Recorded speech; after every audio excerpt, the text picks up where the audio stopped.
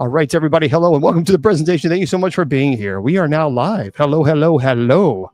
So I appreciate all you guys being here with us. Happy Friday to you. Happy Friday wherever you are in this world. Hopefully you're having a good Friday wherever you are. Okay, so here we are, folks. I tell you what, the Christmas, what a lot of people don't know is Christmas season is still going on. Christmas is not over. Now, in the Catholic, I guess, denomination, if you will, we celebrate Christmas until Epiphany, which is until January the 6th. So you will still see, on the background, I still have my Christmas trees up. I still have, we will still playing Christmas hymns for night prayer. So, we still keep going. I know a lot of people have already taken down the Christmas. Like, goodness gracious, it's still going. But that's what we do. So, okay. So, hey, everybody, welcome. It's Friday night. It is Paranormal Fridays. And for those of you on TikTok, and hello, and everybody else, I appreciate you guys being here. First, let's get into the business aspect of things let's turn that down before we get into the presentation. I want you to go to a website. And that website is KGRAD as in dog, B as in bicycle.com. KGRAD B as in bicycle.com. Now, I want you to go to that site. It is a fantastic site. They are our sponsors. We use their program to stream on Facebook, YouTube, Twitter, Twitch, Instagram, all that other stuff. But I want you to make sure you subscribe. First of all, it's very inexpensive already, but make sure you subscribe and put Bishop as your promo code, because it'll say promo code. Just put Bishop in there, and you're going to get 30% off your subscription. So just please take advantage of it. For those of you, for the hater gators, who are all going to say, "Oh, I knew you were getting money," but nope, I'm not getting anything back in return. No finances, no kickback. Because we use their platform. So I said, no, I don't want it. So I appreciate them doing that. So it's a wonderful community. We love the community. We love the KGREDB family, and I support them. I proudly support them. And Mr. Producer behind the scenes, he's a fantastic guy. Don't tell him I said so. So anyway, KGRADB.com. Put Bishop as your promo code. Also, if you want to go to my website, very simple. It's BishopJamesLong, LONG.com. BishopJamesLong, LONG.com. I want to remind everybody that you can take, we have 4 classes that are online right now, and they are free of charge. Absolutely no charge whatsoever. And there's a lot of information that goes into these classes. So if you would like to take them, all you got to do is go to my website, BishopJamesLong, LONG.com, and click on the class link. And if you click on the class link, it will take you right there to the links. Just click it and start, and there you go. You also get little certificates to print off. It's a lot of work goes into this, but this is what I would like to do to give back to you guys, because education is absolutely crucial.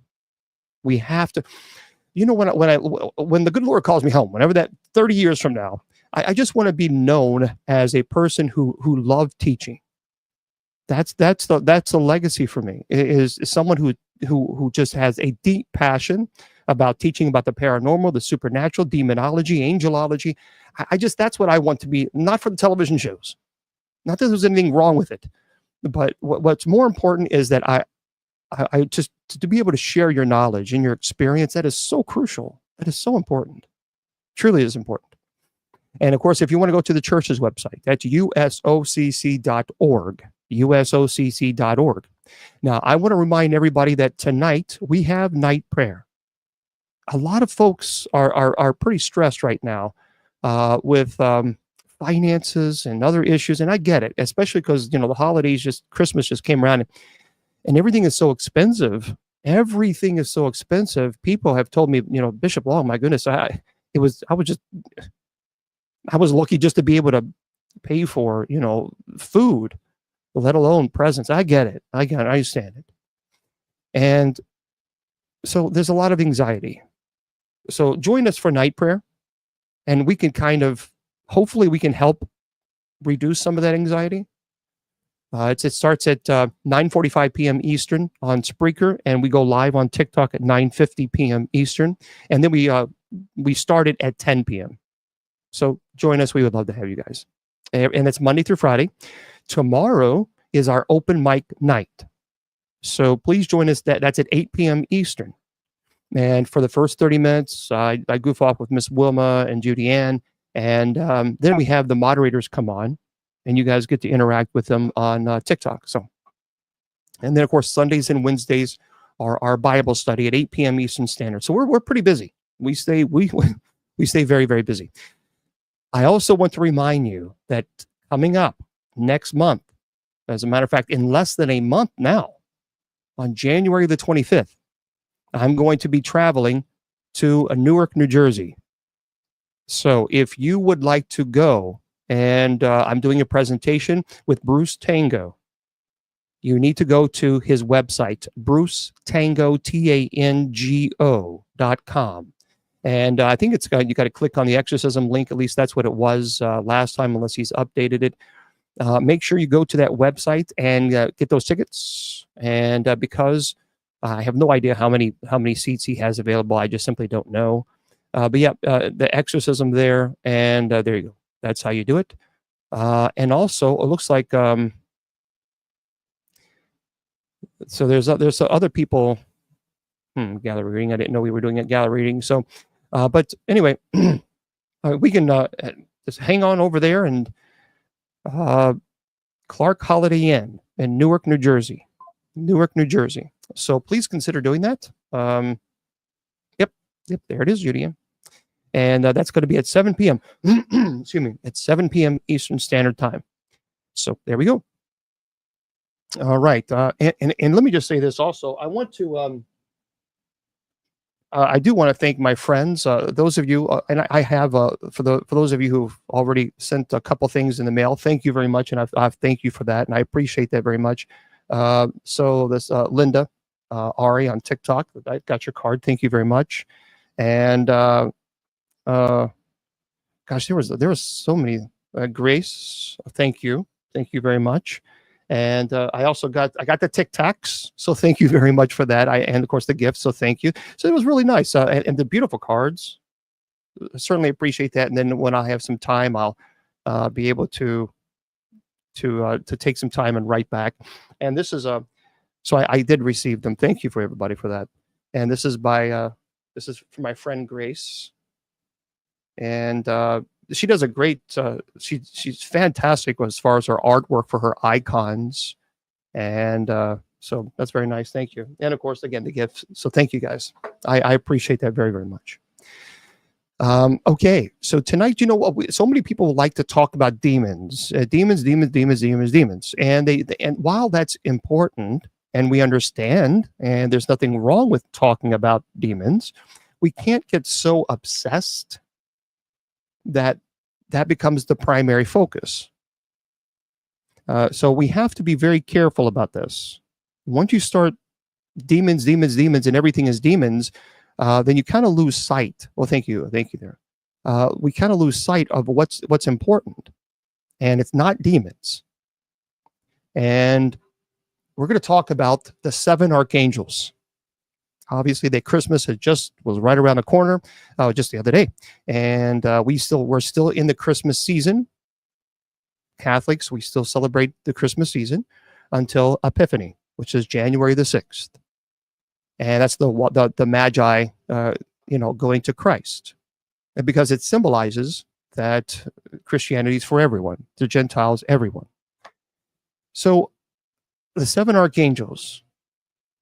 Very, very powerful. And a lot of people know, sometimes you ask them the archangels, they'll say Michael, Raphael, sometimes Raphael, and Gabriel. Always Michael. So always Archangel Michael. And there's nothing wrong with that. But before we get into this presentation, I want to talk about some stories that I have found and even spoken to people about regarding their encounters with angels. And I want to do this. I want to share some of these stories that I talked to a couple people about, and then we'll get into the presentation. Thank you very much, and thank you. And if I don't say thank you on TikTok for the gifts, it's not because I'm being rude. It's because I have 2 computers running at the same time, and sometimes I don't see them. So thank you for the gifts, and thank you for sharing, everybody. So I knew a teacher. His name was Ben. He's passed. Well, he was struggling in high school, overwhelmed with academic pressure, personal issues. And this was, gosh, about 15 years ago, I spoke to him.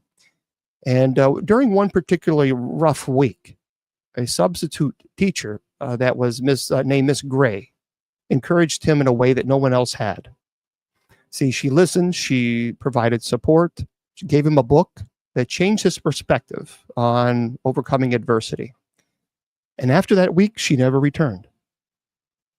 And when Ben tried to find her to express his gratitude, he actually found that no one at the school knew of any teacher, any substitute teacher by that name. And he was absolutely convinced that that was an angel that was sent to guide him. And he even contacted the school district, and there was no Mrs. Gray, substitute teacher. There was another story that there was during a family picnic. Lily, she was a little girl. She wandered too close to the river, and her mom, Maria, noticed it, but it was too late. But she saw a woman standing near Lily and signaling her to stop. When Maria reached Lily, she looked around for the woman. She didn't see anyone. And Maria felt an overwhelming sense of safety, convinced that that was an angel protecting the child. And she even asked the kid, she said, where did she go? Where did she go? And the little child said she vanished. There was another, and I did speak to this person when I was in serving, actually in Louisville at this time, I believe, as a chaplain. I think it was in Louisville. Jake, he had a terrible, really serious, life-threatening car accident. And he was in intense pain. And he feared that he may never walk normally again. But actually, they told him he would never walk again, period. So one night in the hospital, during a particularly sleepless and a painful bout, a nurse entered his room, and he described her with a very calming presence, almost like she had this glow about her. And she softly laid a hand on his shoulder. And immediately he told me he felt a wave of relief and peace that just washed right over him. And he was refreshed, inspired, and Jake's recovery actually improved rapidly. And what's interesting is he described who this nurse, what she looked like, and again, the hospital said there was no nurse the way he described her, none. They didn't have anybody like that on the staff. It's powerful stories. As a chaplain, I hear a lot of stories like that, more than you think. There was another story where her name was Doris, and she lived alone. And she, especially during the Christmas season, she found herself feeling pretty lonely and discouraged, depressed. And there was a winter afternoon, and I went to her. She was in Louisville, and I would visit her in Louisville and give some food to the shut-ins. So one winter afternoon, a young man, she said, appeared at her doorstep, and he said, "Look, I want to shovel your driveway." And not only did he take care of the snow, but he actually spent time chatting with Doris, which lifted her spirits because she just felt like no one even cared. Her family didn't check in with her. Her friends kind of just forgot about her. And after he left, Doris wanted to offer him, like cookies, because she loved baking cookies. And when she looked, what was really ironic or odd about the whole thing is that he left, and she had said, it was maybe just a couple minutes after he left, he walked out the door. She said, she got some cookies, and she was chasing after him, like, "Oh, I'll give him some cookies, at least thank him for that." So Doris went to the front door, and when she looked out, there were no footprints in the snow leading away from her home, none. And and there would have been. She absolutely, you could not convince her anything else. She felt 100% that she was visited by an angel who brought companionship and warmth to her. And she was, I remember when she was telling the story, her eyes just kind of swelled up with tears. She just had that overwhelming joy. I'll never forget. I'll never forget that story. She was so animated, so animated. I mean, it was just when she talked about it, it was just so much joy. There was a story that I read. There was an individual. His name was Neil, and he lost. He was traveling through a dense forest, and he lost his path, and he became disoriented. So darkness was setting in, and he had no idea where he was. He didn't know how he got off the darkness. I mean, he had no idea. He had no idea how to get back on the path. But out of nowhere, a hiker appeared, and didn't do anything but silently gesturing him to follow, just saying, follow me.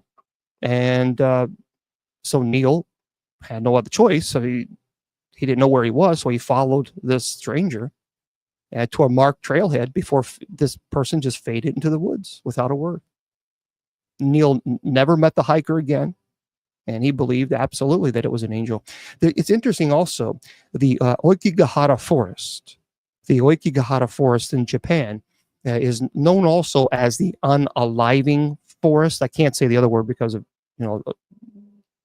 social media and rules and regulations, but a lot of people report seeing this monk, and this monk will always, if they're trying to, think about maybe descending it, is it too much stress, and they report that there's a monk, and that he wears the complete clothing and everything, and talks to them and calms them, but no one knows, no one can find this monk, and it's a pretty fascinating story.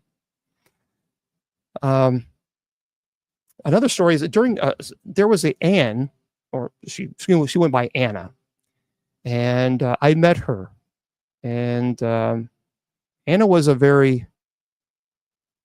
she had a hard life. Anna had a real hard life. She was living on her own. And she was elderly. She was struggling with financial problems, and that left her demoralized. I mean, I remember dropping off some food for her, and she was so overwhelmed. She was so overwhelmed because she couldn't afford some of her medicines, and her health was just deteriorating. She couldn't. She worked all her life, and she was a widow, and so she didn't qualify for any state programs, welfare programs, or anything like that, and so she couldn't get any help, which is unfortunate because she worked all her life. But so she couldn't get any assistance. I mean, she got Medicare, but that was very limited. She couldn't afford the 20% because Medicare pays 80%.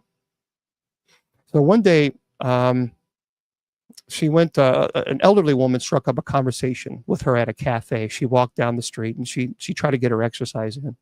And she went down to this cafe, and she remembered just sitting there. She ordered some water because she couldn't afford anything else, and she just wanted to be out with people because she was pretty depressed.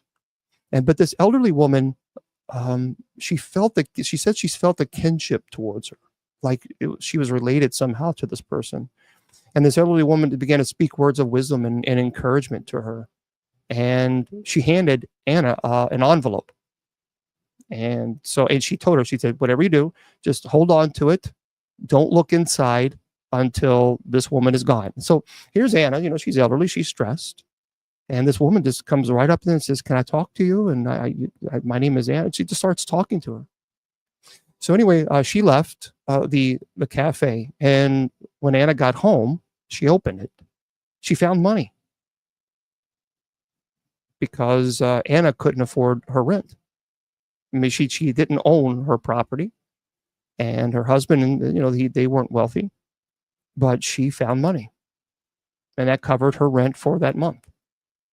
And so Anna tried to find and thank this stranger, and couldn't find anything.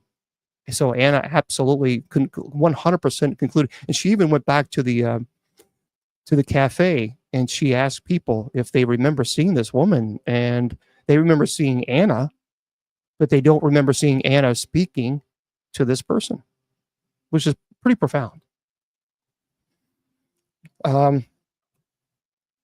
So there's one individual, his name was Tom, and he doesn't really do it anymore, but he loved bicycling. I mean, he cycled a lot. That was his wind therapy, if you will. He noticed a pretty large pothole, but he couldn't avoid it.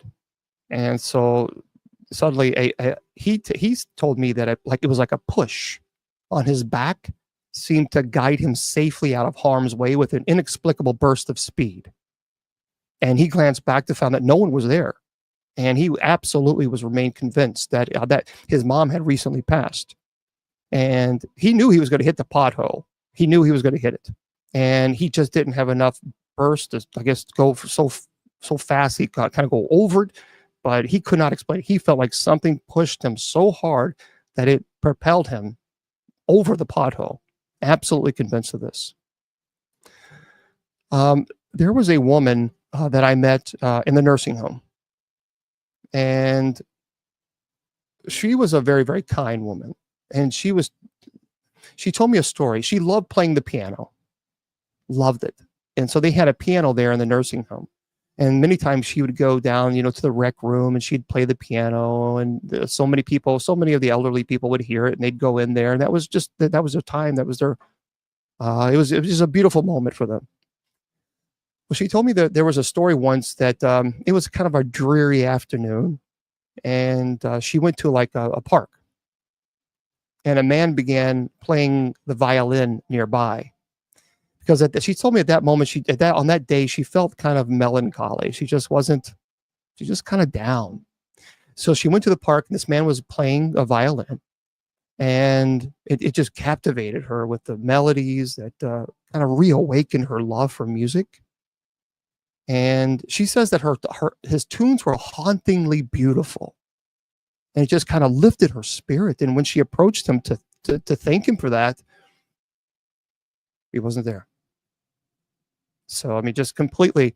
I mean, she was so excited. She said she went to go grab some water at the water fountain, and she was like that music just lifted her spirits, and she was gonna go back to him thanking. And when she went back, I mean, everything was gone. I mean, he packed up so fast. She said there was no way he could have packed up that fast, but he did, which is a pretty amazing story. There's two more stories, and then I will get into it. I read online.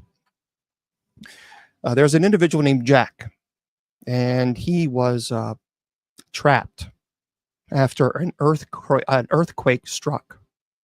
That's terrible. That's a fear of mine, because we live in the New Madrid fault line in Kentucky, and I'm always concerned about that because there was a couple small earthquakes here in the New Madrid, and matter of fact, there was one time it was so powerful it made the Mississippi run backwards. So anyway, he got trapped in an earthquake, and all emergency exits in the office were completely blocked, and no power. Without power, communication went down. But he said that he heard a calm voice guiding him through the darkness to a nearby escape route that he hadn't known even existed. And when rescue came, there was no record of anyone else on that floor. Absolutely none. And finally, I talked to a couple, and there was so Carla, I'll just say her name was Carla. She found herself doubting her decision to adopt a child. Hello there, Grace. I got your item. Thank you.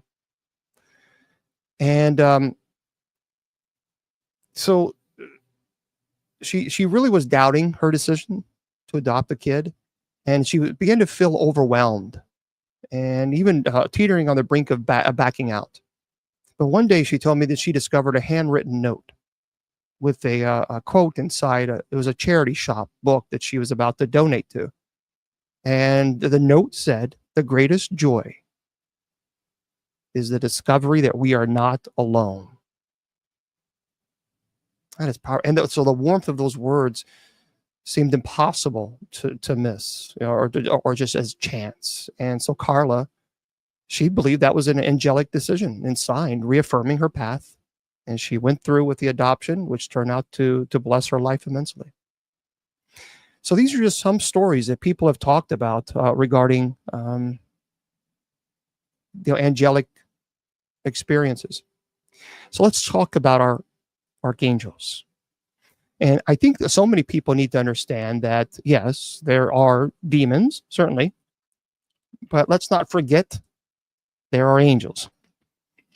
Hello. So the earliest reference to a system of 7 archangels actually appear to be in Enoch, the book of Enoch. It's not a part of the Jewish canon, but it's a part of the tradition. And they're named Gabriel, Michael, Raphael, Uriel, Raquel, Ramiel, and Sariel.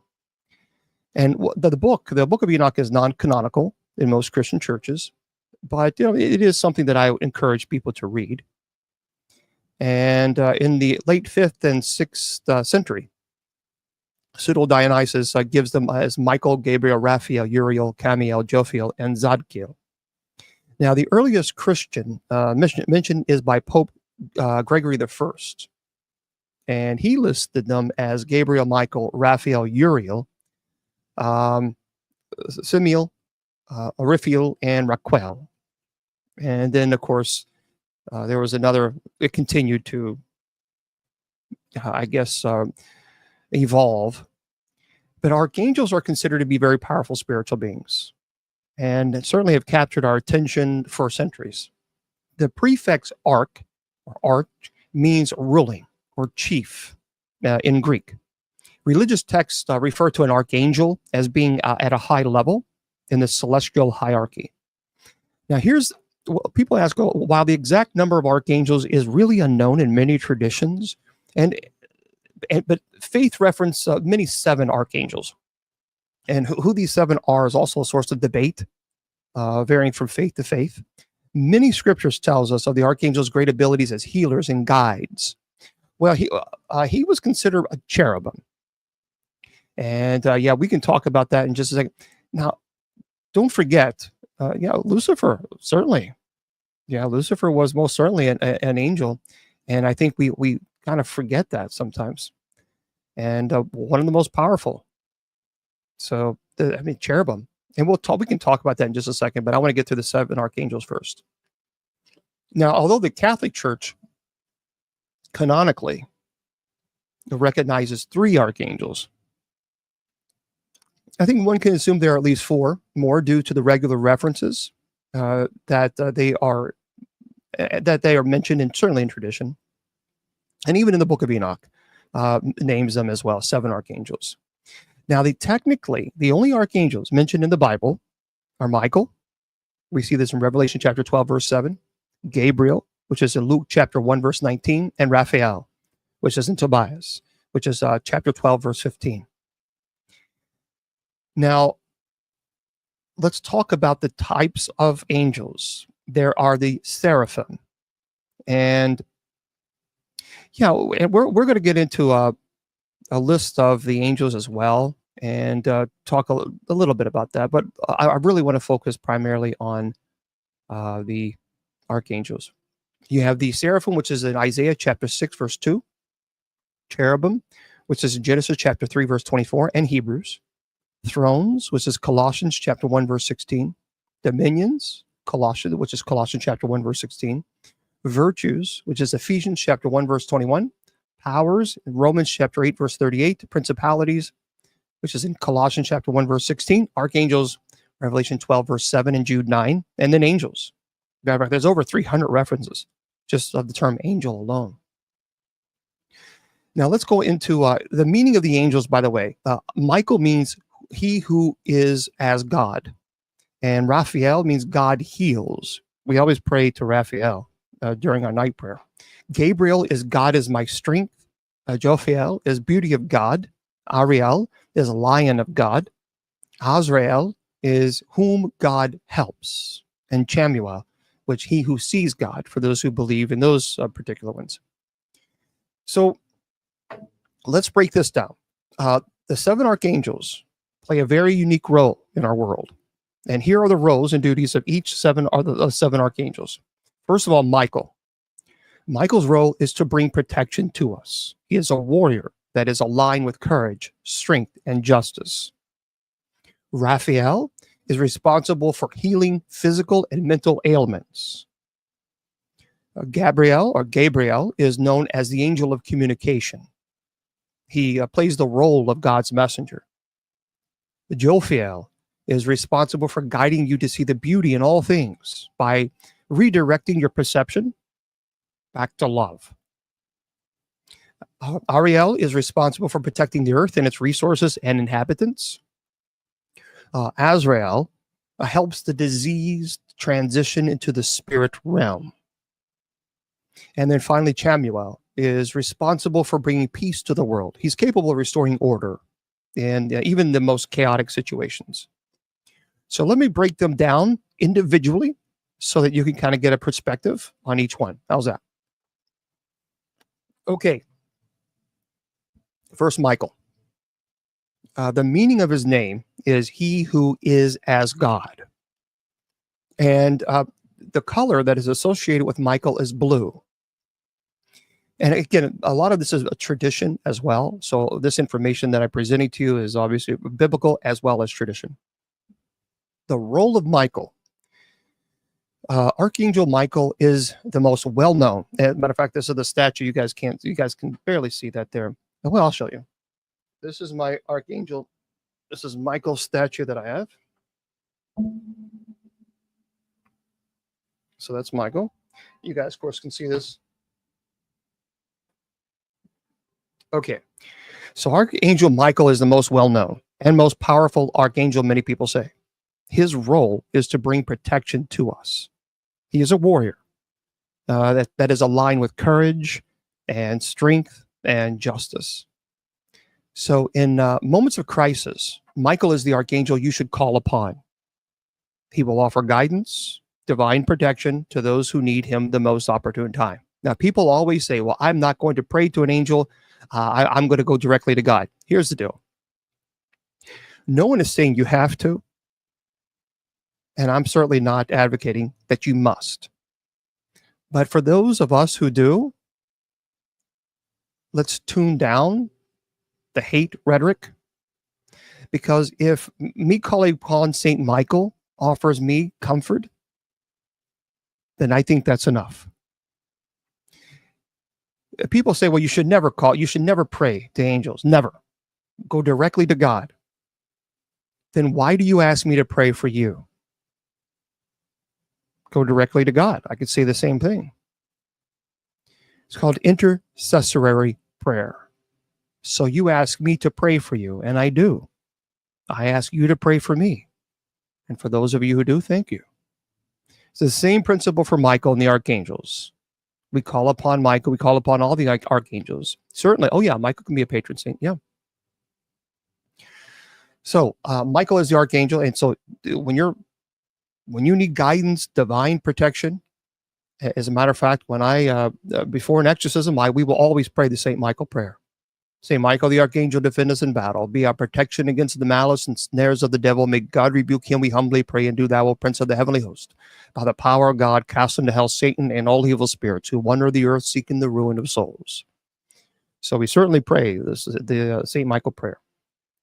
Now, Archangel Michael most often reveals himself as a glimmer of blue light. Many people claim who have had what they believe is visitation from Michael. They describe it as a blue color, as a color blue as a reminder that you are being protected by Archangel Michael. Archangel Michael, whose name means he who is as God, is most often thought as the angel of protection. Some people say the most powerful of all angels. He is considered a leader within the angelic realm and a patron angel of righteousness and mercy and justice. I'm kind of curious, how many of you have actually called upon St. Michael? Because a lot of people have, and there's absolutely nothing wrong with that at all. So I'm just kind of curious, just say yes, no. Quite a few of you have. I'm seeing a lot of people here saying, yep. Yeah, if you have, let me know, because I in prayer requests, yeah. No, sir, absolutely we can. We absolutely can call upon Saint Michael without question. You can call upon your guardian angels as much as you want. But let me remind you, so a lot of people saying yes, yes, yes. Let me remind you that your guardian angels will never, never help you unless you give them permission to. So you need to understand that. And what I mean by that is they will never interfere with free will. They can't. They won't. That's what demons do. Demons will violate your free will. They will never do that. Never. So if you want your archangel to help you, then you need to say, my guardian angel, whomever you may be, I give you permission to intercede on my behalf and help me with this, whatever it is that you're dealing with, because you have to give them permission. They cannot just enter and enter into your life without permission. That's a violation of your free will, and they will not do it, and they cannot do it. So make sure that if you're struggling and you want your guardian angel to help, they will. But you have to give them permission. You have to. Okay? So, yeah, Archangel Michael, I have never experienced, someone's asked me on Messenger, have I ever experienced the blue? No, I've never experienced the blue color. Some people who call upon St. Michael have described it as like a sort of like a bluish kind of hue, if you will. And they're absolutely convinced that they have. Yeah, now when you're talking about the ranking of angels, the highest orders, you have three tiers or spheres or levels. The first is the highest order, seraphim, cherubim, and thrones. The middle order is dominion, virtues, and powers. And then the lowest order is principalities, archangels, and angels. Now, many people argue that Archangel Michael, because he's a warrior, is also a cherubim. Now, there's a lot of debate on that because Lucifer is considered a cherubim or was considered a cherubim. There are some people saying they've had the experience of Michael, and they said that they have like a baby blue color. Yeah, see, a lot of people are experiencing that. Okay. Now, as such, scriptural artwork depicts him as a warrior, most often carrying a sword, and Archangel Michael assists situations where you are afraid, confused, perhaps concerned for your safety. He helps to release fear and doubt and supports us in making life changes, is often said to work closely with those who perform healing work or provide spiritual teaching. People ask me, well, do you believe in healing work? I do. Of course I do. Why wouldn't I? Healing work, absolutely 1,000,000%. We see in Scripture, Jesus absolutely told his disciples to go and perform the miracles, and they did. As a matter of fact, it says in Scripture many times that they performed miracles in Jesus' name. That's very important to understand. Now, there's a lot of people doing healing work, but they're doing it in their name. No. So when you do healing work, it's always in Jesus' name. And I have seen it. People also ask me all the time, there's not laying of hands. My brain just said goodbye. Reiki.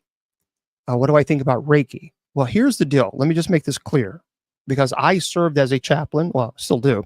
But I went to Louisville. When I was in Louisville, I served as a chaplain, and I saw a nun.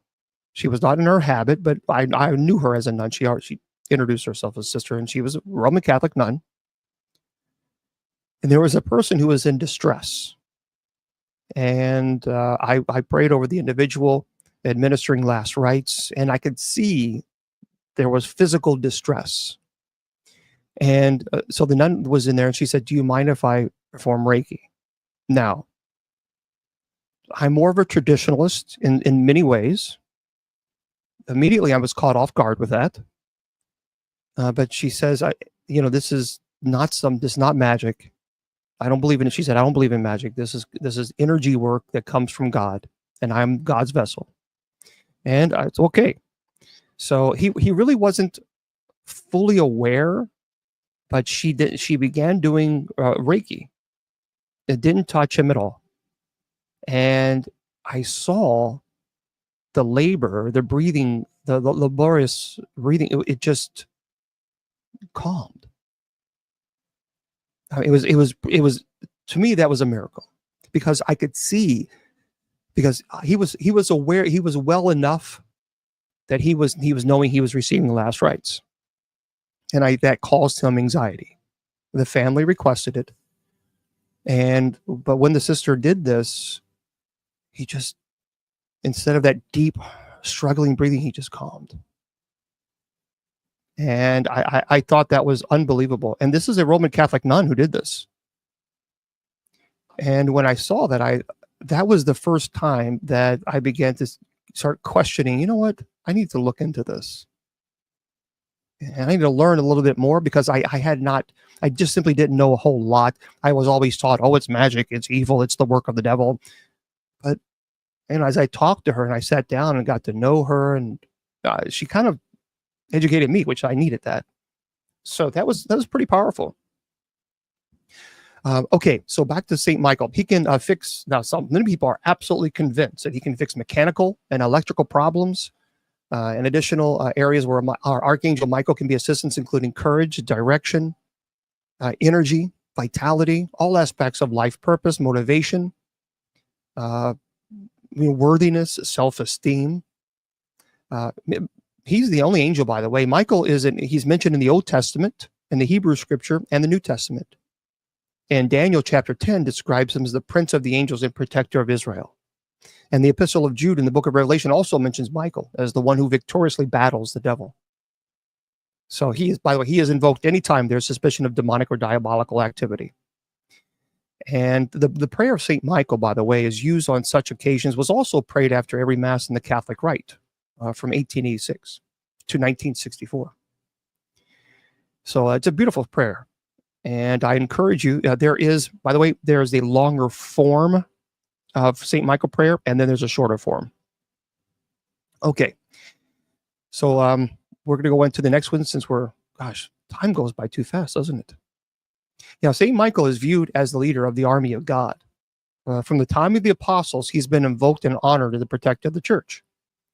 And even Scripture describes him as one of the chief princes and the leader of heaven's forces in the triumph over the powers of hell. It's interesting because St. Michael defeats Satan twice. First, when he ejects Satan from paradise. And then, by the way, for those of you who think Satan is cool and all this other stuff, he gets beat. In the final battle, the end times, Michael does it again. Pretty beautiful, actually. All right.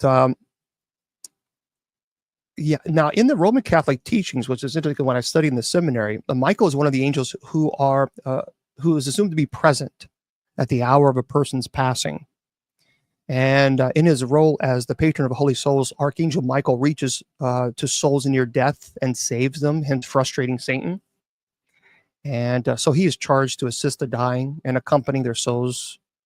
And again, if you don't know the church, if you don't know the prayer, I would encourage you just Google that. And yes, we do have the St. Michael prayer when we do this. Raphael, you're very welcome there, Dr. Campbell. So Raphael means God heals, and he is the patron saint for travelers. By the way, so is Saint Christopher. His color, typically people refer to him as green. And Archangel Raphael is responsible for healing physical and mental ailments. So if you're in a medical profession, Raphael is the angel to call upon for assistance, or if you're sick. So if you are someone who is going through a lot of health struggles, call on Raphael to bring healing to you. We pray for intercessor. I'm going to say this again, because I understand that a lot of people may not understand why we call upon angels and why we ask them to help. There is no difference between us calling upon our angels, the angels above in heaven, and you asking me to pray for you. It is the same concept. You're not asking me to heal you. You're asking me to pray for you. I call upon St. Michael to help me in any way that Michael can, or Raphael, any way that Raphael can. That's what we do. So, if you're going through, hold on for the questions. Let me get through this here, because time is, my gosh, it's already 7:45 p.m. Eastern. Goes too fast. So the healing may occur as a miracle, or you may be led toward a solution that will restore your well-being and allow your higher self to step forward and be receptive to new forms of guidance. God works miracles through medical professionals. And Archangel Raphael often shows up as a glimmer of green light. So for those of you who are miracle workers, you know what I'm referring to, using the color green as a sign that healing is available to you right now. And Archangel Raphael, whose name means God heals, is the archangel designated for physical and emotional healing. So if you're struggling with any of those, you call upon Raphael.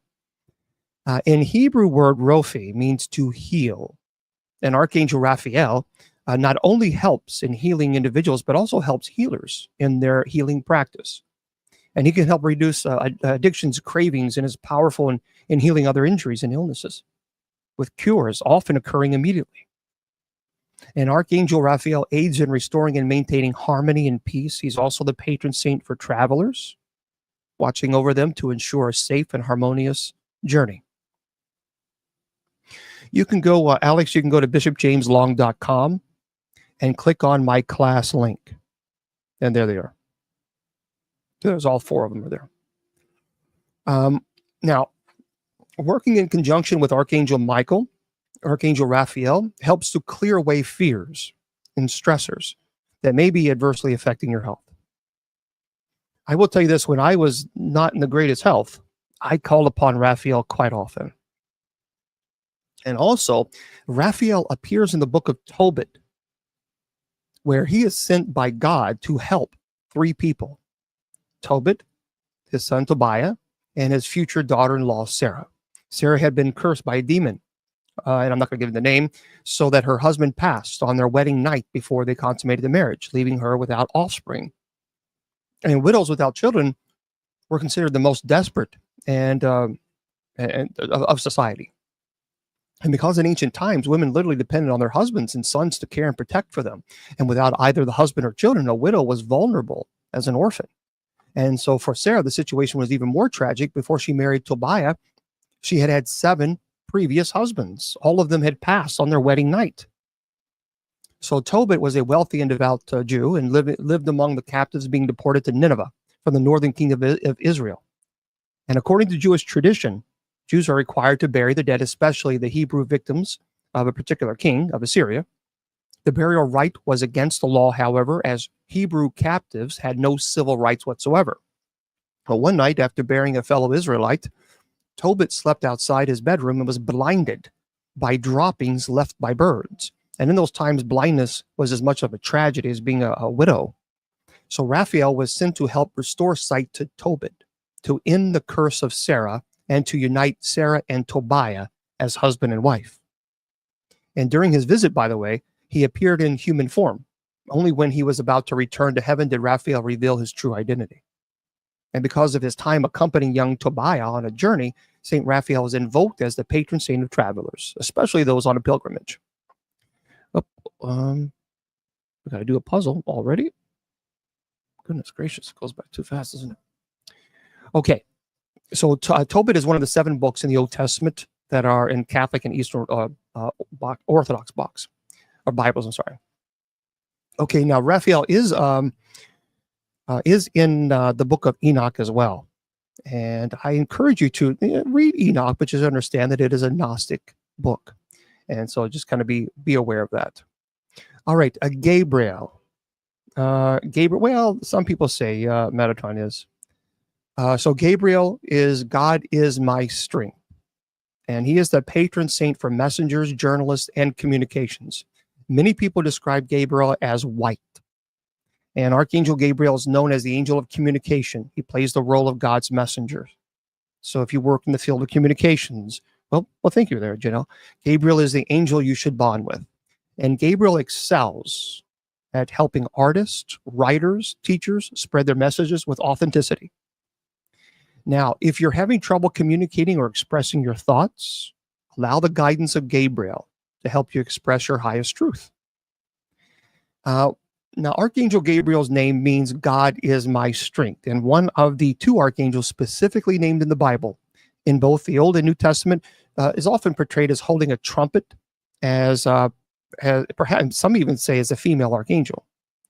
As the patron of communications, Archangel Gabriel is the messenger angel, acting as a messenger of God. And of course, helps writers and journalists convey their messages. Uh, but Jesus said that they're genderless and they do not procreate, so they don't marry. So the idea that demons had relations with women and they had the Nephilim is biblically incorrect.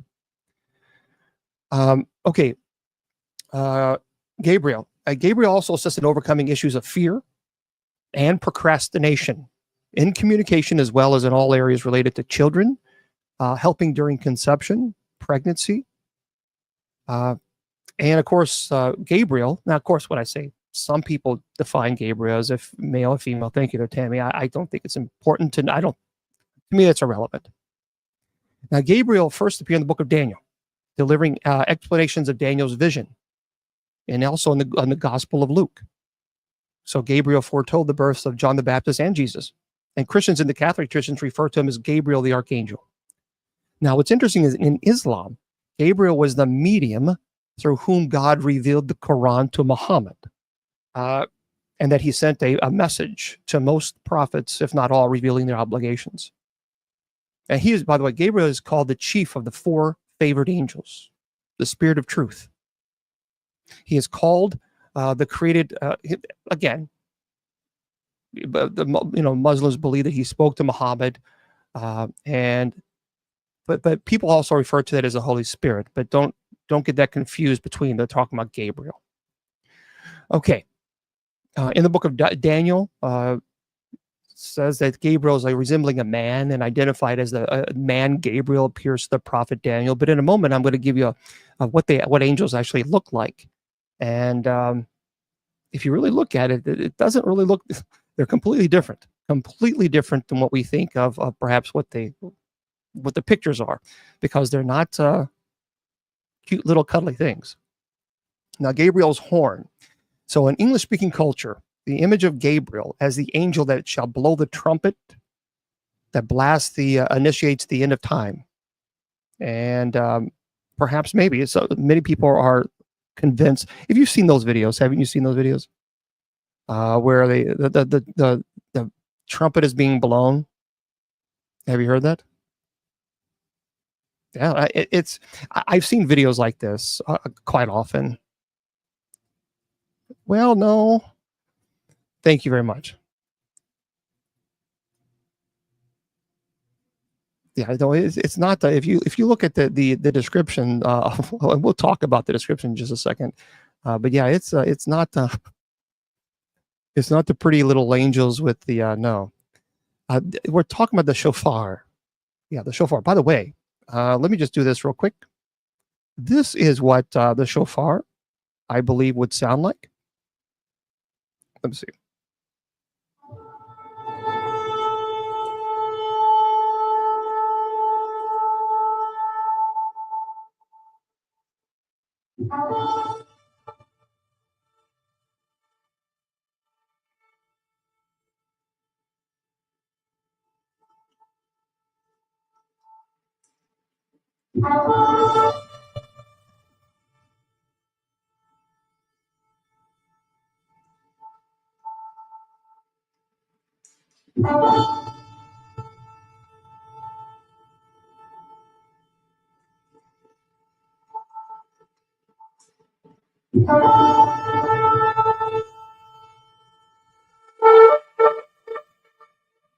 That's pretty cool, isn't it?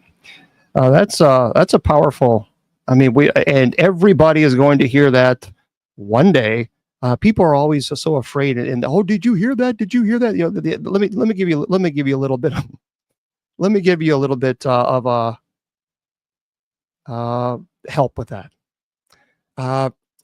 There's not going to be a guessing. When that does happen, everybody will know.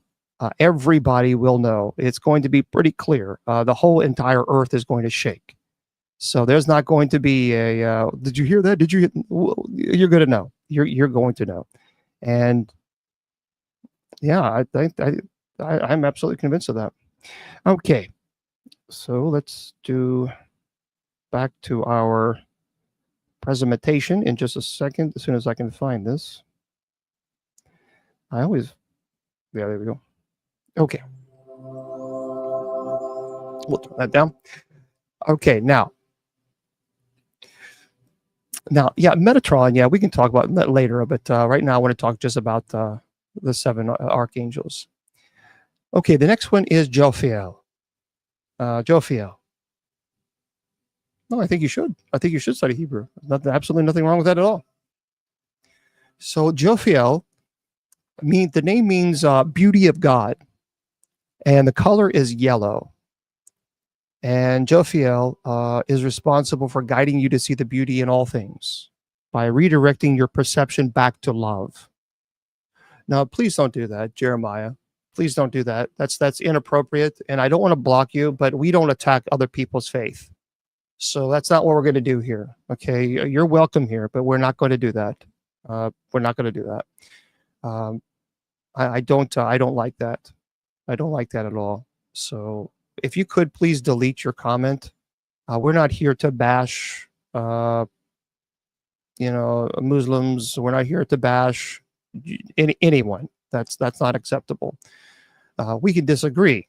There's nothing wrong with disagreeing, but we're not going to bash people in their faith. That's not what we do here. That's not what I do. So I encourage you to please delete that. Actually, I'll do it for you. Okay. Yeah, we have that. There's enough hatred in the world. We don't participate in that hatred. Okay, Jophiel. The meaning, the name is beauty of God, and the color is yellow. And Archangel Jophiel is responsible for guiding you to see the beauty in all things. Now, Jophiel helps artists and creatives tap into the creative energy of joy and love. Hello there, Bishop Torres. And when you're stuck in negative emotions, call upon Jophiel to help you realign with the loving presence of God. And Jophiel reveals themselves through rays of yellow light. And many people absolutely who tell me that they work with angelic beings. You can go to bishopjameslong.com and scroll down. You can see where it says. You can just send me a message there in my PO box. Jophiel, by the way, is the patron saint of artists. And Archangels, Jophiel's name means, again, beauty of God. And it helps to see and maintain beauty in life. Supports us in thinking beautiful thoughts and staying positive, as well as creating and manifesting beauty in our surroundings. So if life seems a bit mundane and you find yourself having a hard time seeing the beauty of life anymore, first of all, turn off social media. That's the first thing you do. There's a lot of hatred on social media. A lot. So number one, if you want to stay on social media, that's fine, but make sure you block the people that are spewing, toxic rhetoric to scare you, like they did on the popes. In Rome, the Pope is opening the portals. Oh my gosh, what are we going to do? Nothing, because they've been doing it since the 14th century. It was just a scare tactic, just to make a buck off of you. That's all it was. So people are asking me again about the Pope opening the doors. They've been doing this every Jubilee year, every 25 years. Every 25 years they do it. And since the 14th century. It's symbolism. But so many people were going all over social media, scaring everybody, making videos for at least 60 seconds on TikTok, because that's when they make a buck. You have to make at least 60 seconds. And then as many people make comments and review it and share it, then you get more money. So these people made so much money off pretending to be experts in Roman Catholicism. And I've said this a million times, they probably have never even been in a Roman Catholic church a day in their life. And now all of a sudden they're experts in Roman Catholicism. Nothing happened. It's symbolism. Thank you, Janelle. It's symbolism. That's all it was. But yet they scared everybody.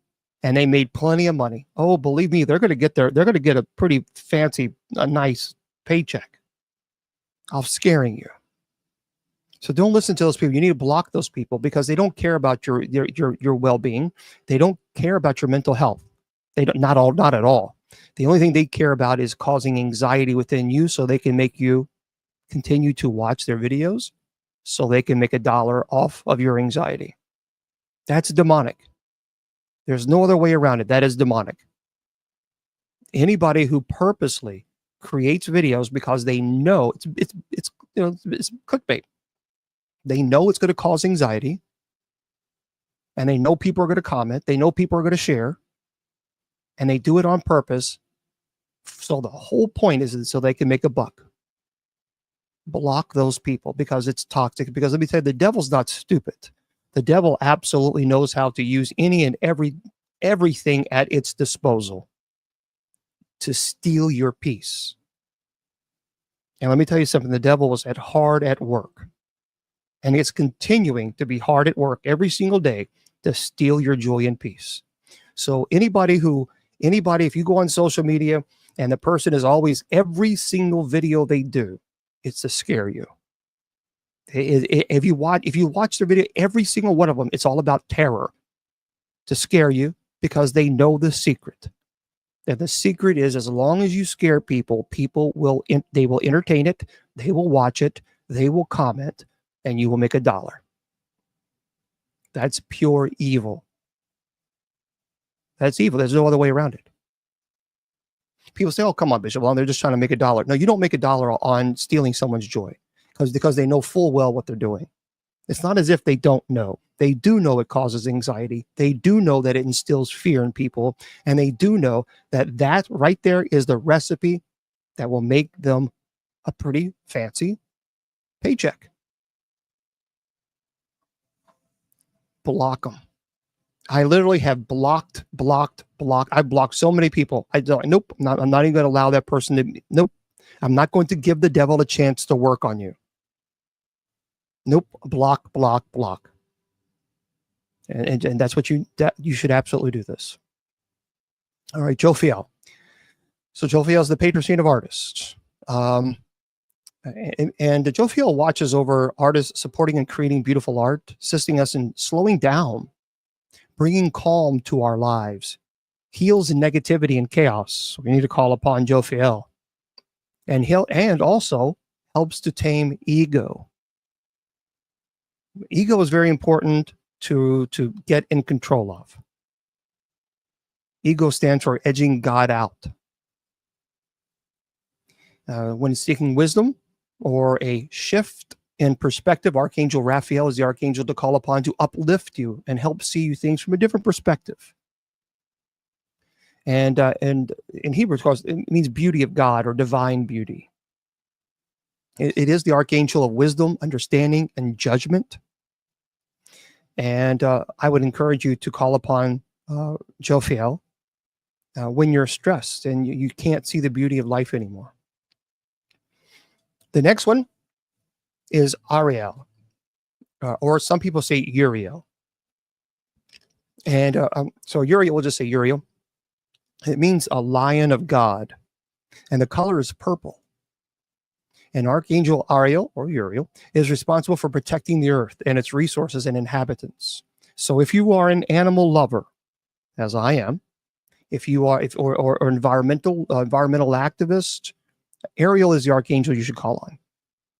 And allowing the loving presence of Ariel to guide you through your thoughts and actions so that you can play a role in the helping the planet's natural resources, the ecosystems, and animals. Ariel can help you see a different, can help you see a difficult situation from a more loving perspective. So you can create positive changes with less resistance from others. And again, many people who do angelic work and call upon Ariel will say that the color purple is associated with Ariel. No, actually, Jesus says they're generalists. So whenever you see the color purple, you can trust that Ariel is by your side on offering guidance. So Ariel, again, is the patron saint of animals and environment. It means lion or lioness of God. And the role is to protect the earth and the ecosystem. And also, Ariel is called upon to help injured animals by working with Archangel Raphael as well. And yeah, loves the bride. Absolutely. Yeah. So if that's important to you, you might want to absolutely look into this. Um, the angels are actually mentioned in older books in the Hebrew Bible without names. And so, but we see certainly throughout history and tradition where they came up with the names. Okay, the next name, the next, and it's a book in the Book of Enoch as well, and I mean, even in Anglican churches. The next one is Azrael. Oh, well, thank you there, Denise.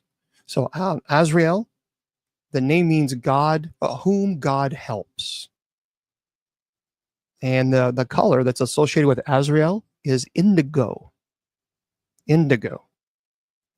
That's an interesting color, isn't it? Oh, indigo. Yeah. Um, yeah, it's a pretty color. It's kind of like a deeper purple and violet color. So it's very similar. Yeah. Archangel Azrael is often known as the. Here we go. Azrael is also often known as the angel of death.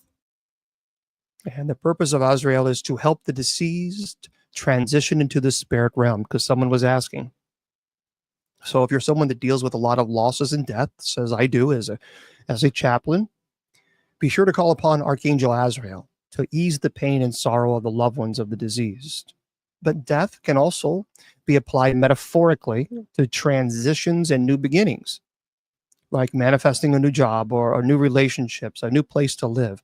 And calling on Azrael whenever you're starting a new endeavor, people will do that, or it makes help a smooth transition. And the color indigo is a sign of Azrael's presence. So whenever you see indigo lights, people say you can trust that Azrael is assisting someone around you. He is often referred to as the angel of death, because it is believed that Azrael meets souls and helps them in the transition of death, in addition to helping newly crossed over souls adjust. He also helps loved ones who are still on the earth plane in dealing with the grief and the processing of life, or of loss of life. And Azrael helps ministers and spiritual teachers from all belief systems and religions in their spiritual counseling, and assist also grief counselors. It's important to shield yourself from absorbing the client's pain, and to guide the words and actions. I got to tell you something. Well, yeah, technically, Alex. You know, that's that when you're a grief counselor, and when you're you're a chaplain at the hospital, you see death so often, and you have to be careful, because I think all of us, if you care, if you love people, I think all of us have some type of empath abilities. Empathy, I don't think is anything. I don't think it's anything, crazy. We all can feel each other's emotions. I mean, at least I think we can. I can. I just think everybody should be able to. If you're a caring and you're a loving person, you can feel someone's pain. And we call upon Azrael to help us. I certainly have. There was a case that I worked. She was 60. I told you about this. Yeah, I guess not all people can. See, for me, it's just kind of, it's just who I am. I mean, I don't, people call me, do I consider I thought everybody was an empath, but I guess not. But it's just who I am. But there was she was 68 years old, and that was the case that I worked. That was a very rough case. That was an incubus case, and it was horrible. But I grew to love her and the family. And so when she passed away, not because of that, because of natural causes, they asked me to preside at her funeral. And that was rough. That was rough. Because, obviously I cared for the family and I cared for her. And she went through so much that I definitely remember during,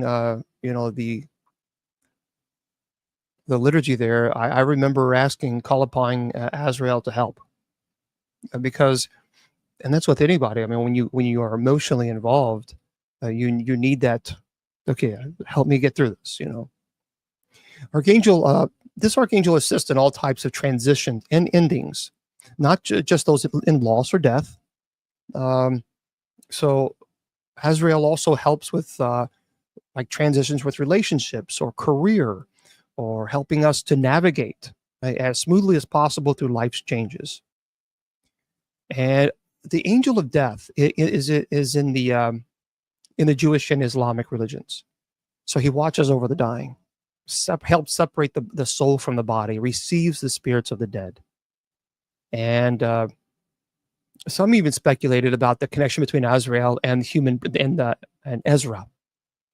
And he's depicted as an archangel whose history long predates this figure. And okay, so we're going to go now into Chamuel. The name actually means he who sees God. He who sees God. The color of Chamuel is pink. So Archangel Chamuel is responsible for bringing peace to the world. Lord knows we need to call upon Chamuel. He's capable of restoring order in even the most chaotic situations. So if you find yourself caught up in drama and conflict, call upon Chamuel to restore peace in your life. I've experienced this personally. He will guide you to see the situation with compassion and forgiveness. When I was, 20 years ago, 15 years ago, when I received a lot of serious, legitimate threats to my life because of what I do. You know, when I did the Ghost Adventure show and the other shows, I was getting some legitimate death threats, even to the point where the police had to get involved. And so I've talked about this before. I went to Indianapolis at a conference, and they had to hire 4 police officers. For what? Because I go to people's homes and I bless their homes for free. But I had to call upon Chamuel many times, especially with because I had to learn at that time. I was so angry. How dare they? How dare someone do this? You know, and put everybody else, not so much my life at risk, but everybody else, their life at risk. And so I had to learn forgiveness. And so I did. I called upon Chamuel to help. So, by the way, the archangel has been called by many different names throughout history, and sometimes confused with other angels. His mission is to bring peace to the world, and as such, he protects the world from fear and other negative energies. And he is believed to have all-knowing vision, seeing the interconnectedness between all things. So, Chamuel assists us in finding the strength and courage to face adversity when it seems that we have none left. Chamuel. Yeah, there are many different pronunciations of her, but Chamuel. Some people say Camuel. Chamuel. So if you suffer from anxiety, if you suffer from stress, then I absolutely encourage you. It's also spelled Camiel, Camael. So it's also a very good. That's also a name you can look on. So there's several. There's also some people spell it as Khamael. Some people Camiel. So there's several ways, but nonetheless, primarily it's either Chamuel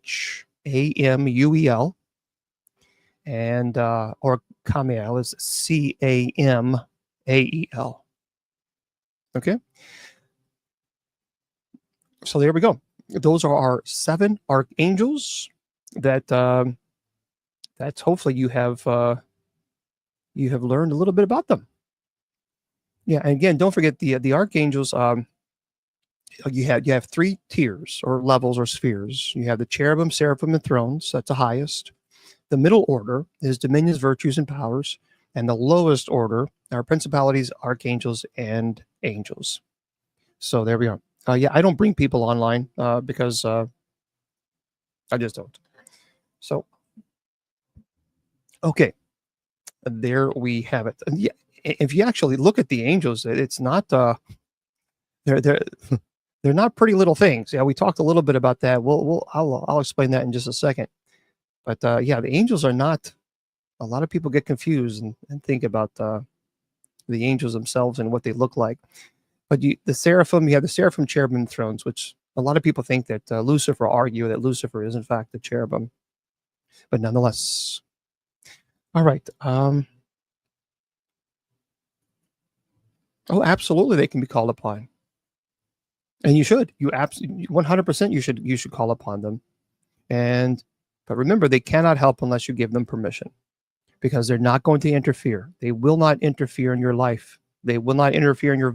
They will not violate your free will. That's what demons do. So you have to say, and we all have guardian angels. So your guardian angel, my guardian angel, whomever you may believe, whomever you may be, I give you permission to intercede on my behalf and help me with whatever it is that you're dealing with. So whatever it is that you're struggling with, there you are. Well, I mean, I can go back and give you all the names again and the spelling if you need that. I have no problem doing that real quick. Let's see. So we know Michael. We're good there, right? Okay. So let me go back here and give you all the spellings. So Michael was the first archangel that we discussed. Of course, then the next archangel, which is we should all pretty much know, we talked about Raphael. And then the next archangel, of course, which is pretty popular, is Gabriel. So I think we all know how to spell Gabriel. So those three shouldn't be too difficult as far as the spelling, and you can look those up and do your own Google research. Now, Jophiel, it's the spelling is Jopie as in Paul, Hiel, Jophiel. So Archangel Jophiel, Jophiel.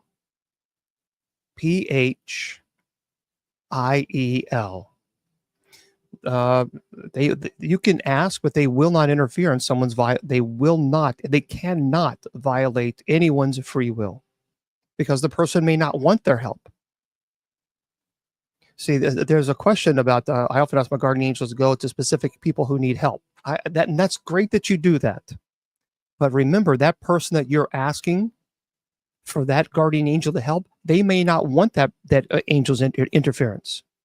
So therefore, the angel will not interfere. They can't. Free will is a universal gift that God does not interfere with. Anything that interferes with that free will is opposed to God. So while it's good that you are asking archangels to help someone, if they don't want the help, then they can't interfere. But you keep asking. There's nothing wrong with asking, but that doesn't mean that the angel is going to say, well, I'm going to interfere whether they like it or not. And now Ariel was one of them. Ariel is Ariel and Uriel. Some people will spell it either way. Instead of the so Ariel, instead of the A, they will have U, or Ariel, Uriel, depending on who, the traditions. And then Azrael, which is Azrael.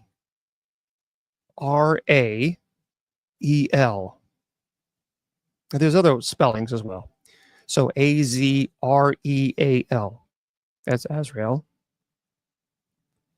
And Chamuel is, and I've already talked about that several times, Chamuel. Okay, so let's talk about a little bit of the archangels or angels, period, and what did they look like. Okay.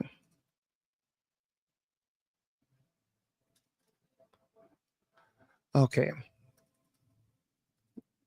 Let's put here. Okay, cherubim. It means holding something in safekeeping, and cherubim means to be near. And we see this actually in the cherubim, which is interesting. It appears 64 times in the Bible.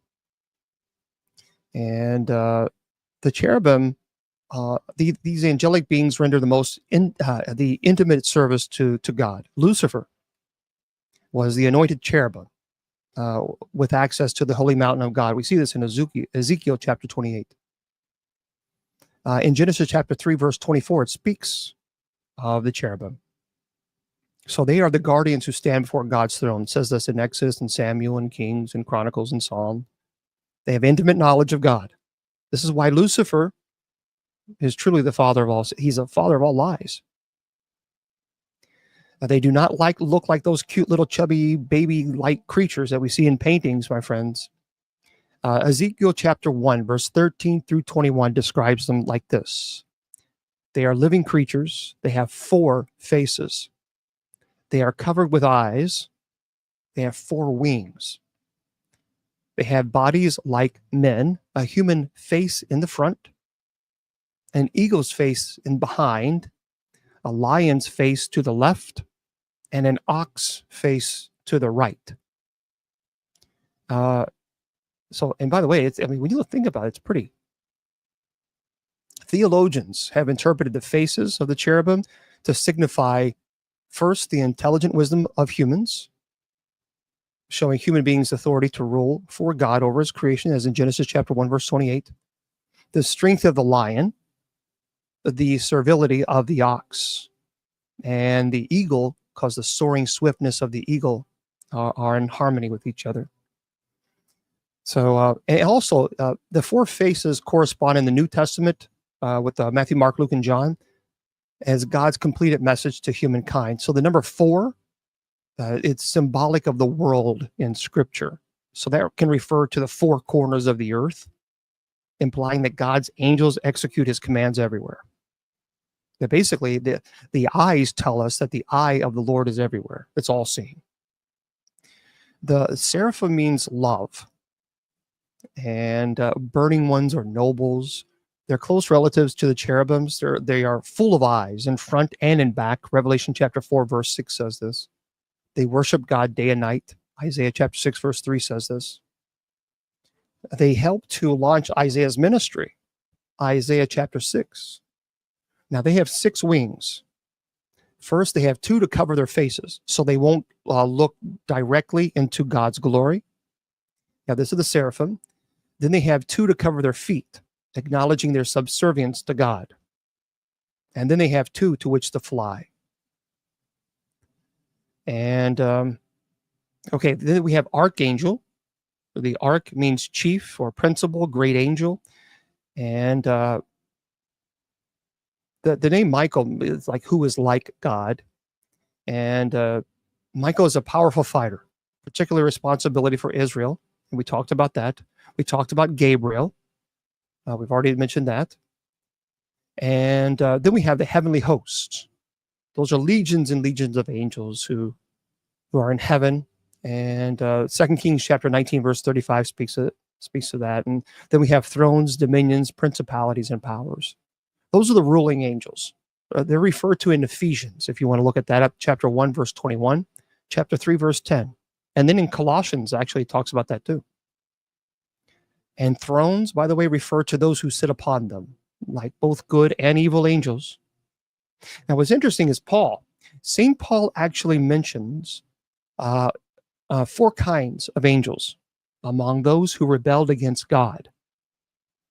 Now, we know cherubim is one, because we know Lucifer rebelled. But he says principalities. So let me give you the 4 kinds of angels that Paul mentions. First, he says principalities. Those are the chief rulers, those of highest rank in the satanic kingdom. We see this in Colossians chapter 2, verse 10, Ephesians chapter 1, verse 21. Then you have what's called authorities. Those are fallen angels whose power is derived from Satan, and they do his bidding. So authorities are found in Ephesians chapter 1, verse 21, and chapter 6, verse 12. Then Paul talks about the rulers of darkness. So the spirit world rulers who assist the plans of Satan in the world. And we see this in Daniel chapter 10, verses 13 through 21. And then in Ephesians and Colossians. And then, of course, he talks about, finally, the spiritual wicked spirits. And those are operating from the heavenlies where Satan has his seat or operations, if you will. And that's Ephesians chapter 1, verse 21. So that's what Paul talks about. Principalities, authorities, rulers of darkness, and spiritual wicked spirits. Okay? And in Christianity, as I mentioned, the highest orders are the seraphim, cherubim, and thrones. And then you have, like I said, you have the middle orders, which is dominions, virtues, and powers. And then the lowest orders are principalities, archangels, and angels. Now, what's interesting, because I'm gonna finish this up when we talk about some articles that I have. Dionysius, we studied the reference of angels in Scripture, and even other non-biblical sources. Now, he said that again there were 9 classes or choirs of angels, and he's the one that came up with the 3 spheres. So he came up with the first. When I say sphere, I'm also saying sphere. I'm also saying level or tier. It's the same thing. So if you say first order or first sphere or tier or level, and then second and third. So he really is the one that came up with the first sphere, the seraphim, cherubim, thrones, and then dominions, virtues, and powers. Yeah, sure. I can. Someone's asking me. Yeah, I'll briefly discuss that. So the seraphim means, remember, they're the burning ones. And they're the angels who constantly sing praise, God's praise. And the cherubim, they sent to guard the gates of Eden. Originally, they were depicted as the bearers of God's throne, the charioteers, if you will. And the thrones, they are called the many-eyed ones. They have the duty of carrying out God's decisions. And it's interesting because the thrones are also represented as fiery wheels. So if you've ever heard of Scripture talking about fiery wheels, many times they're referring to thrones. Dominions, their job is to regulate the duties of other angels to ensure that God's wishes are carried out. Angels, virtues, those are angels of grace who bring God's blessings to earth, usually in the form of miracles. They're known as the brilliant or shining ones, and they're associated with acts of heroism and bring courage when needed. You have powers, and their job is to prevent the fallen angels from taking over the world, keeping the universe the universe in balance. And and then you have the principalities, and the principalities are guardian angels of cities, nations, rulers. The archangels, probably the best known, they carry out God's most important messages to humans as Gabriel, and they're also commanded of God's armies. And then we have the angels.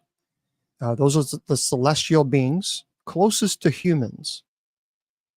They act as intermediaries between the Almighty and humanity. Those are the ones that are actually called our guardian angels. Okay. Excuse me one second. Oh, yes, Jeremiah, you're right. Yeah. See, a lot of people think that the devil will come to you in a grotesque figure. The devil was beautiful. Lucifer was beautiful. So Satan knows exactly 100% what to use to attack people. Do you realize, folks, the first sin in creation was not the Garden of Eden.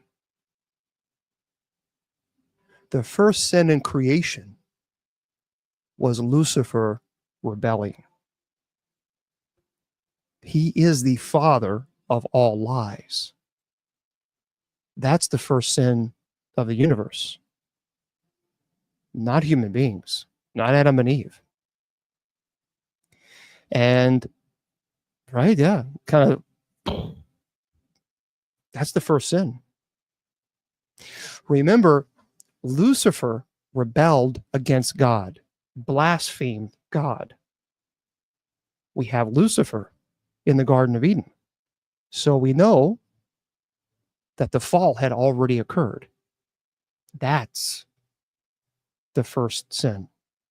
And that is why Satan is so familiar with sinful desires, because he's the father of all lies.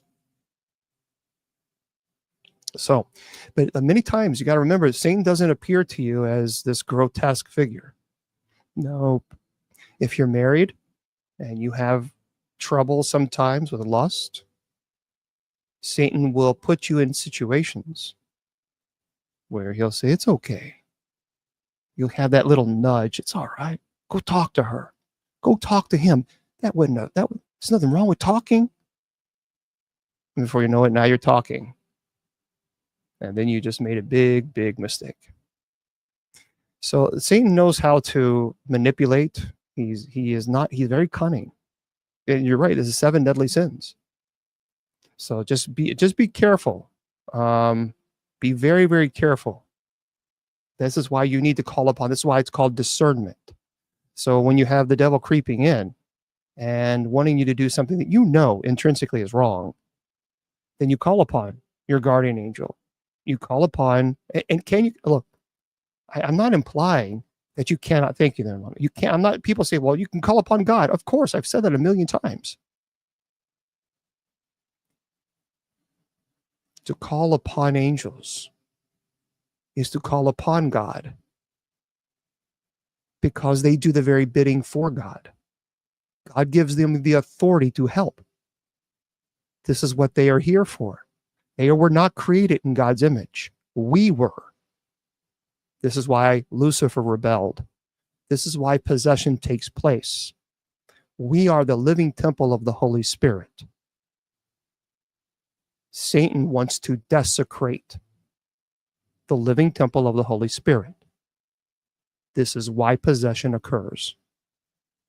Desecration of God's image. And we have to remember that we are all created in his image, every single one of us. So you just have to remember that. Okay. So there we go, friends. Hopefully that will help you with our fun-filled, exciting presentation on our guardian angels. It's a lot of information, I know. You know, Alex, I keep it simple. As far as the calling upon, is there a prayer to call upon your guardian angel? I keep it very simple. I just simply say this: my guardian angel, whomever you may be, I give you permission to intercede on my behalf and help me with my, whatever it is. If you're suffering from loneliness, help me with my loneliness. Help me with my anxiety. Yeah, we talked about the angels, about who helps with anxiety. We talked about call upon Raphael. Archangel Raphael, I call upon you today to intercede on my behalf and help me with my anxiety, or help me with my migraines, or help me with my pain and suffering. I'm asking you and I'm giving you permission to intercede on my behalf and help me. Watch miracles happen. And they will happen, but you have to give them permission. They will not interfere unless you give them permission. They can't. They are standing. Remember, you can call upon a legion of angels, and they're waiting in the sidelines, and they're watching you. They're wanting you to tag them in like a wrestling match. They're wanting you to tag them in, but they can't. They cannot be tagged in unless you give them permission. You are the one that has to extend the hand in order for them to tag in. But you have to extend the hand, because if you don't, they can't tag in. They can't. Why? Because that's interference, and they won't interfere. So keeping it in that perspective of sports, if you will, call upon them. God wants you to call upon them. That is why they are created. So call upon them. Let me tell you something. When I perform exorcisms, I call upon them. And I will call upon them every single day of my life. This is why I don't fear demons. This is why I don't fear Lucifer. I have no fear of Lucifer at all. I realized the depravity that he will go to in order to try to cause issues. But I'd never, ever place demons or Lucifer above God. Never. And neither should you. See, this is the problem with the book of Enoch, because the book of Enoch placed angels, so certainly demons, as deity status. And no, they're not God. And that's why when people tell me all the time about demons, demons, demons, demons, demons, and then I ask them, have you prayed? And it's always, yeah, but. There is no yeah, but. There's no yeah, but at all. It's non-negotiable. We can't put demons here and God here. We are elevating demons to the status of God. And when you talk about what did you call upon God? Yeah, but no, you can't do that. You can't do that. So you have to remember, God is there waiting to help you and wanting to help you, but you've got to give them permission to. You have to give them permission. And then when you do, it will happen.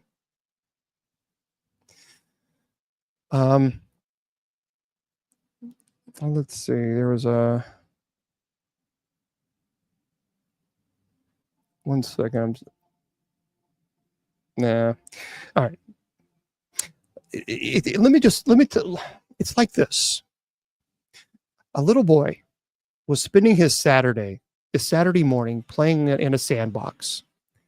And he had with him his box of cars and trucks and his plastic, his pail and his shiny red plastic shovel. I've said the story once before. And he discovers a large rock in the middle of a sandbox. And the little boy dug around the rock, managing to dislodge it from the dirt with a good deal of struggle. He pushed and nudged the rock across the sandbox using his feet even. He pushed. He was a small boy. And the rock was huge. And when the boy got the rock to the edge of the sandbox, he found that he could not muster enough strength to roll it up and push it over the wall. So determined, the little boy shoved and pushed and kicked. But every time he thought he had made some progress, the rock tipped over and fell right back into the sandbox. So the little boy became so frustrated, and understandably so. But he shoved and he did it again and it would roll back. He struggled, pushed. But the only reward was having the rock roll back, smashing his little fingers. So finally he burst into tears of frustration. And all this time, the boy's father had been watching him from the living room as this drama unfolded. And the father went to where the little boy was, gently but firmly saying, "Son, why didn't you use all the strength you had?" And the defeated little boy just was crying and sobbing back, saying, "But I did, Daddy, I did. I used all the strength that I had." "No, son," corrected the father. "You did not use all the strength that you had because you didn't ask me to help you." And then the father reached down, picked up the rock, and easily removed it from the sandbox. So God is waiting for you to call upon him. He's our strength. He helps our weaknesses. He's waiting for us to surrender everything to him, all your worries, all your cares, even your barriers that comes in your way. But you don't have to face it alone. But you have to ask God to help. And when you do, that's when you'll see the rock just pushed out of the way. And that's what I believe. Okay. So there we are, folks. Hopefully that you've had a good time and you learned a little bit, and go from there. How's that? Yeah, you can call upon Raphael and Alma. Yeah. Okay, let me open it up for everybody on TikTok and just see how that goes. So next week, we're going to talk about another topic. I'll let you guys know about that just a little bit later on in the week.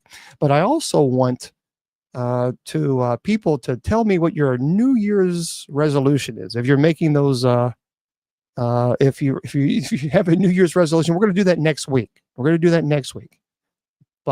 we're going to of course have a topic, and I'll tell you the topic later.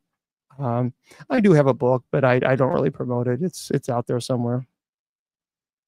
Well, Merry Christmas to you guys, and hopefully you all. And by the way, I want to remind everybody we're not leaving yet, but I want to remind everybody that we have night prayer. So we have night prayer coming up, um, in a little over an hour. So at 9:45 p.m. Eastern, we start at Spreaker. Spreaker is just audio, and then of course we start with TikTok at 9:50 p.m. Eastern. Okay, so 9:50 p.m. Eastern, and then we start officially at 10. And that is our night prayer for tonight. Okay, so our shows tonight on Friday nights, there's 7. This is the only time we actually have the show. It's at 7 p.m. on Fridays. So 7 p.m. Friday, 7 p.m. Eastern. And then we're going to. I'll do that on Epiphany. I'll talk about that on when we have Epiphany on the Kings. And then that'll be January 6th, the Bible study then. And then tomorrow we'll have open mic night. So Miss Wilma is here. I think Miss Wilma's really sick. So yeah, Miss Wilma's not doing so well. She's kind of sickly. So she may not be with us. Thank you. She may not be with us tomorrow. I don't think she will be because she's really, really sick. So unfortunately, we have to keep her in our thoughts and prayers. And by the way, for those of you who are, all the presentations, everything that I do is all podcasted. Everything is all podcasted. So if you want to check that out, it's all on Spreaker. Everything is on Spreaker, Spreaker. Just go to bishopjameslong.com. And okay, be well there. And then you can Bishop James Long scroll down to where it says social media links. By the way, there's a possibility. I heard. And I'm not. We're not talking politics here, so that's one thing I'm going to say. But I am going to say that Trump, Trump-elect, has petitioned the United States Supreme Court to delay the TikTok ban, and so he has officially petitioned the court. So we shall see. We shall see. Yeah, that would be wonderful. I'm hoping that's the case. But because I don't want the TikTok to be banned. I think TikTok does although there's trolling, but I think there's a lot of great things on TikTok. So he has, in fact, this is an official petition. I just been informed right before we went on air, and so it has some pretty serious weight to it, and he's asking them to delay it until they can work out to figure out what they're going to do from there. So, all right, okay, so there we go. Yeah. Oppression and possession. Okay, so what you have is there's 3 stages. There's infestation. So let's say you go out to a location. You say, come on, demons, I dare you to do something. Well, and now you have an attachment. You go home. Now you have a demonic infestation.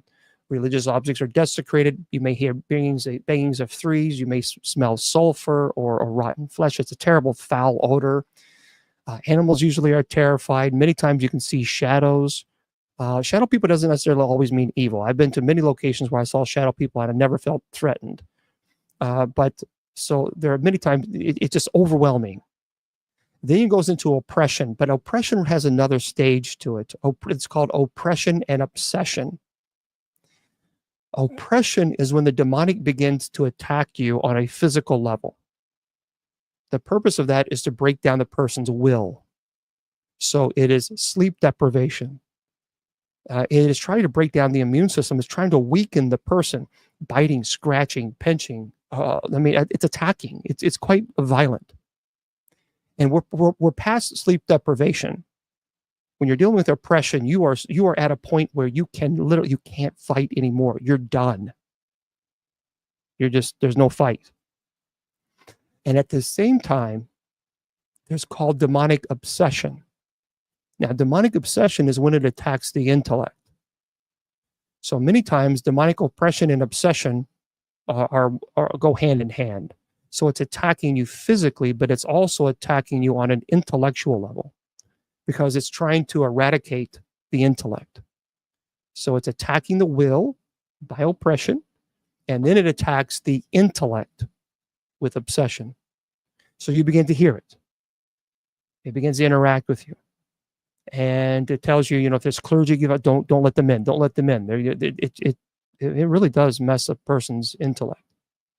Once the intellect and will have become at such a defeated state, then you have possession. Possession can take place. However, there is what's called perfect possession and transient possession. Transient possession is when the demonic can enter the body and leave at will. The person remains in the stage of oppression and obsession. So let's say the person is not in the stage of possession. They still remain in obsession and possession and obsession, because the demonic is continuing to attack the will, because it doesn't want the person to get strong, because then it has to go through that cycle all over again. So it continues to attack the person to have that person remain at a vulnerable state, so the demonic can enter the body. So Annalise McKell, otherwise known as Emily Rose, the exorcism of Emily Rose, she suffered from transient possession. The demonic would enter the body and leave at will, but she stayed in the stage of possession, or in a obsession. Oppression and obsession. She described them as ghastly figures. So so when a person is possessed, they don't remember the stage of possession. They have no memory of it at all, because the demonic completely takes over the intellect and the will. And so the individual has absolutely no memory of possession. None. In the Roman Catholic, certainly in the Roman Catholic Church, over 2,000 years of history, there's never been a case where a person remembered the stage of possession. They remembered what led up to possession. So they remembered the stage of oppression and obsession. They remembered the suffering. But once possession took place and the demonic had complete control of the body and the consciousness, they have they go into almost a neurological catatonic state, if you will. They have no memory of it. And so they don't remember what happened in the stage of possession. It's like transient possession, when the demonic will enter the body, possess the body, have control of the consciousness, and then leaves at will. Then the person remembers what's going on under the stage of oppression and obsession. So they remember that attack, but they don't remember what possession. They have no memory of it. Okay. So hopefully that was a lot. That was a big dissertation on it, but it's kind of hard. It's very difficult to be able to answer questions like that without. The soul does not belong to the demonic. The soul belongs to God. So if a person passes away another stage of possession, the soul does not.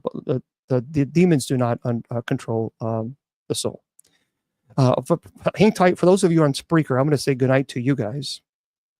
I have to wrap up Spreaker. I'll stay with TikTok a little bit longer afterwards, after we get wrapping things up here. I did not even get to any of my presentations, my articles, but we'll do that tomorrow, because I have a lot of really, really cool articles that I want to talk to you guys about. They're pretty cool stuff. And by the way, don't forget, I'm going to be live with Bruce Tango, January the 25th. It's in Newark, New Jersey, and that's at the Clark Holiday Inn. So go to brucetango.com, click on the exorcism link, and you can get your tickets there. So if you're in that area, Newark, New Jersey, I'll be at the Clark Holiday Inn, January the 25th. That's Saturday. So there we go. Make sure you head on over there. Okay, friends, I want to thank you so much for being here. I know it went too fast. We're going to be here tomorrow night at 8 p.m. Eastern Standard Time, where I can get into more of your questions, because I kind of ran over it. So I'll get into a lot more of your questions tomorrow night at 8 p.m. Eastern, from 8 to 8:30. We just goof off and have a good time.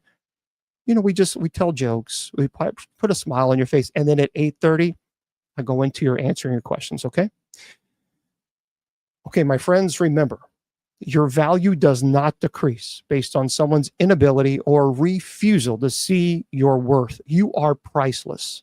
And never let any troll tell you or convince you otherwise. Facebook, YouTube, Twitter, Twitch, Instagram, and KGRADB Radio. Good night.